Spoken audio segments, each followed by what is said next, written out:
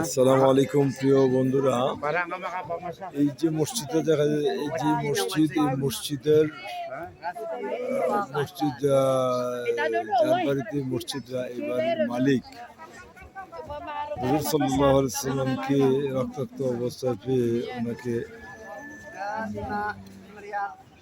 সুযোগ দিয়েছিল বাঁচার জন্য, এবং তিনি রাসূল সাল্লাল্লাহু আলাইহি ওয়াসাল্লামকে বলেছিলেন যে আপনি এই আঙ্গুর বাগানের দিকে যান, এখানে গিয়ে লুকিয়ে থাকে। এই সেই আঙ্গুর বাগান এবং এই সেই পথ, যে পথ দিয়ে রাসূল সাল্লাল্লাহু আলাইহি সাল্লাম, এই পথ দিয়ে রাসূল সাল্লাল্লাহু আলাইহি সাল্লাম ওখানে গিয়ে রক্তাক্ত অবস্থায় পড়েছিলেন এবং ওখানের এক ইহুদি তথা লোক রাসূল সাল্লাল্লাহু আলাইহি সাল্লামকে বাঁচিয়ে দিয়েছিল।